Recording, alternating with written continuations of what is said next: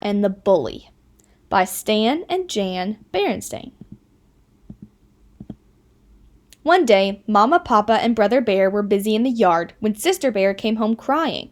Her face was scratched and dirty, and her clothes were torn. "What happened to you?" asked Mama. "Please tell us," said Papa. Brother couldn't believe how beat up Sister looked. Her jumper and blouse were torn, her face and fur were a mess. Even her pink bow was drooping.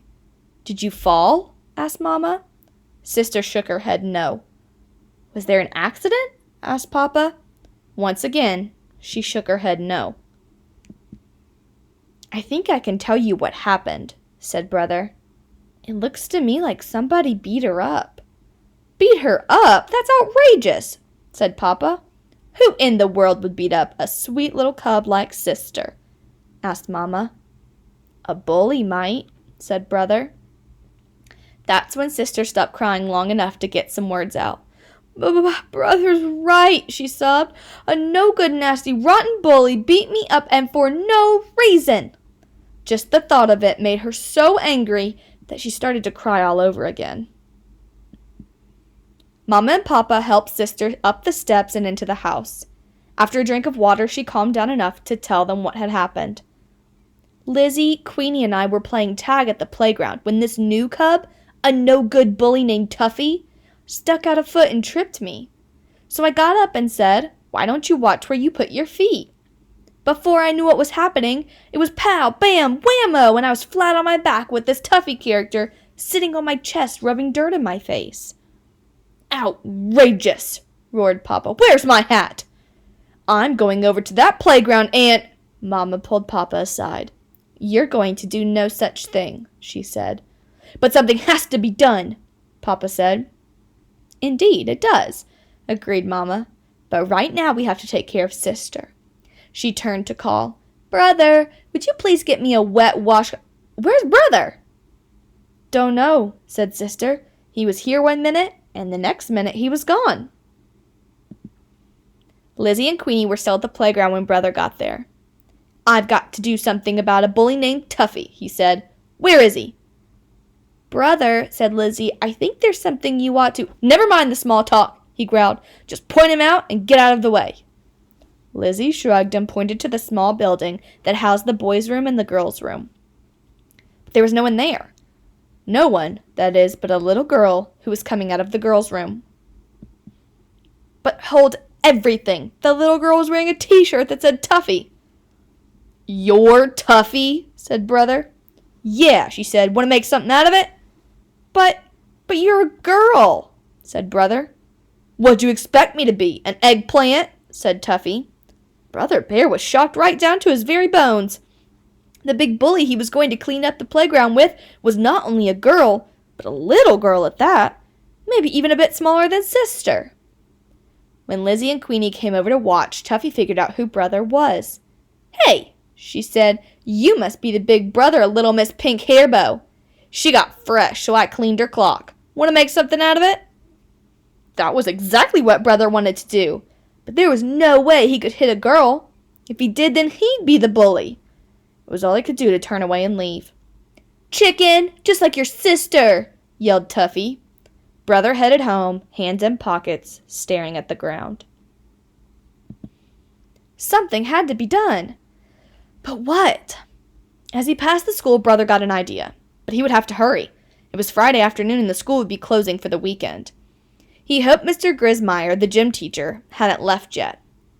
When Brother got home, he was carrying something in a big bag. Instead of going in the front door, he quietly opened the side hatch and dropped the bag into the cellar. Then he closed the hatch and rejoined the family by going in the front door. "Where have you been?" asked Mama. "We've been having a family meeting." I was just checking at the playground," Brother said. "And no doubt you found out that Tuffy is a girl," said Mama. "We've been discussing the situation and have pretty much decided that the best thing for Sister to do is to simply avoid this awful Tuffy person. But if she still has trouble, we'll report it to the principal. What do you think of the plan?" "It's okay," said Brother, "but Sister's the one that got beat up. What does she think?" "It's okay, I guess," said Sister. But what I'd really like to do is punch that Tuffy's nose right through her face, then kick her in the shin, then knock her down and—" "Now, sister," said Mama, "we've been through all that." Good, thought Brother. Sister and I are on the same wavelength. Before dinner, Brother passed Sister a note. It said, "Important. Meet me in the cellar at 7 o'clock. The first thing Sister saw when she showed up for the big secret meeting was one of Mama's big bags of dried beans sitting on a stool. There was a drawing of a face marked Tuffy taped to it, and Brother was standing beside it holding the bag he had gotten at school. He also had a book. "What's this all about?" asked Sister. "It's about that Tuffy character, and you not getting beat up again," Brother said. "Sounds good so far," said Sister. "Mama's bag of beans is a punching bag," Brother said. "A punching bag named Tuffy," said Sister. "Perfect! She gave the beans a pretty good punch." "Not bad," said Brother. "What's in the other bag?" Sister asked. "Boxing gloves," Brother said, "and this book is called The Art of Self-Defense." "Where'd you get all this stuff?" asked Sister. "From Mr. Grismeyer. I told him I wanted to do a little working out at home. We've got it just for the weekend. It goes back Monday morning." "Then what are we waiting for?" Sister said. "Let's get started." Sister turned out to be a good student of the art of self-defense. With Brother's help, she learned the left jab, the right cross, the left hook, and the uppercut. She also learned to duck, and she punched Mama's dried beans silly. "Well, you learned quite a lot over the weekend," Brother said on Monday morning. "But there's something very important for you to remember. You still have to avoid Tuffy. She's a mean little thing. She was even ready to take me on." "Don't worry," said Sister. "I could still feel where she socked me in the jaw." Sister did a good job of avoiding Tuffy. She avoided her all day Monday and all day Tuesday. But at recess on Wednesday, Tuffy did something so mean and nasty that Sister just had to do something. Tuffy was throwing stones at a baby bird that couldn't fly yet. "Stop that, you bully!" shouted Sister. "You'll hurt that baby bird." "Well, if it isn't little Miss Pink Hairbow," said Tuffy. "You know something? I'd much rather hurt you." She rushed at Sister with her hard little fists ready. But Sister was ready too. She had her left out and her right up, protecting her jaw.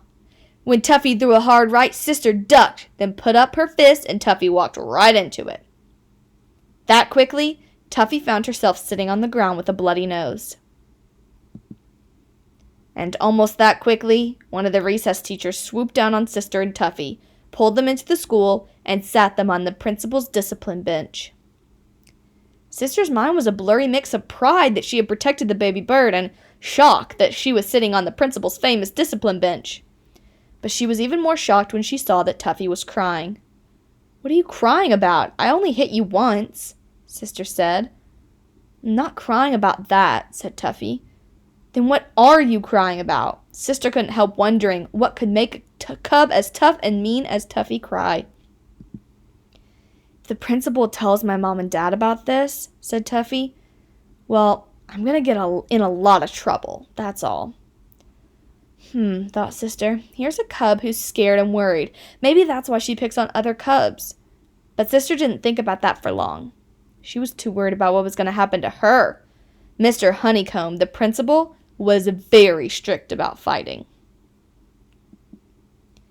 The way it turned out, one of the other recess teachers had seen the whole thing and told Mr. Honeycomb that Sister was just trying to protect a baby bird.